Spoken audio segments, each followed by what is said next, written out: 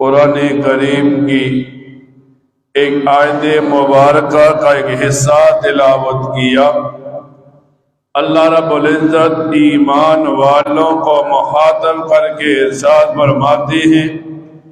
اے ایمان والو تم نماز کو قائم کرو، تم زکوٰۃ کو ادا کرو۔ مفسرین لکھتے ہیں ایک آدمی دنیا کے اندر اپنے آپ کو مومن کہتا ہے تو مومن کہنے کی وجہ سے اس مومن کے اندر 3 صفات پیدا ہونا لازم ہیں، اور سچے مومن کے اندر یہ 3 صفات ہوں گی جو اسے سچا مومن کہا جائے گا۔ ان 3 صفات میں سے پہلی صفت کا تعلق انسان کے باطن اور دل کے ساتھ ہے کہ ایک آدمی اپنے آپ کو مومن کہتا ہے تو پہلی صفت جو دل اور باطن کے ساتھ ہے، جسے ایمان کہتے ہیں، جسے خوف خدا کہتے ہیں، یہ مومن کی باطنی صفت بن جائے گی۔ فرمایا جب باطنی صفت مل گئی تو پھر ایک جسمانی عبادت، جسمانی صفت سامنے ہوئی،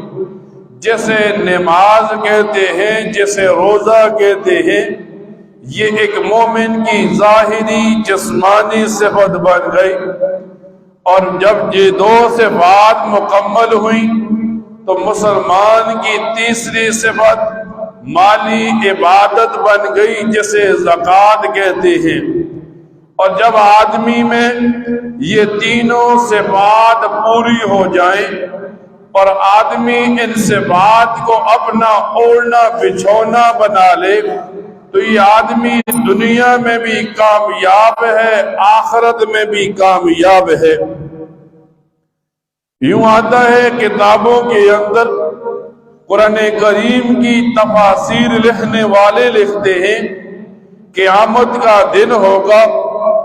لوگ دیکھیں گے جنت والے جہنم والوں کو کہ کچھ لوگ جہنم کی آگ میں جل رہے ہوں گے، تو جنت والے جہنمیوں سے پوچھیں گے آپ تو دنیا میں بڑے نیک تھے، آپ کو تو لوگ نیکی کا نمونہ بناتے تھے، پیش کرتے تھے، آج آپ جہنم میں کیسے پہنچ گئے؟ تو وہ جہنم میں جلنے والے کہیں گے قالوا لم نک من المصلین ولم نک نطعم المسکین، یعنی وہ کیا کہیں گے کہ ہم نمازیں نہیں پڑھتے تھے، ہم مساکین کو کھانا نہیں کھلاتے تھے۔ اب جب مساکین کی بات آئی تو اللہ تعالی نے ایک حق اپنا،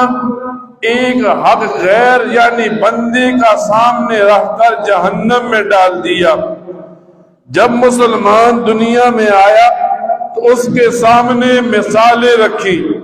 کہ اللہ تعالی مال دیتا ہے آزمانے کے لیے،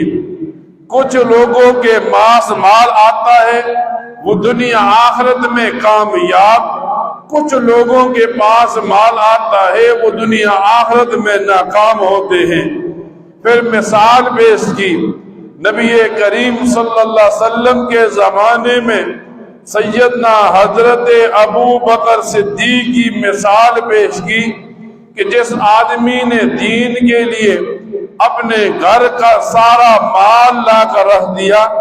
حضرت فاروق اعظم کی مثال پیش کی جس نے گھر کا آدھا مال لا کر دین کے لیے رکھ دیا۔ تو قرآن کریم نے انہی لوگوں کو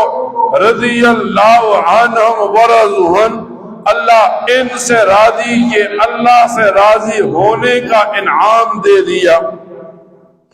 کتابوں کے اندر۔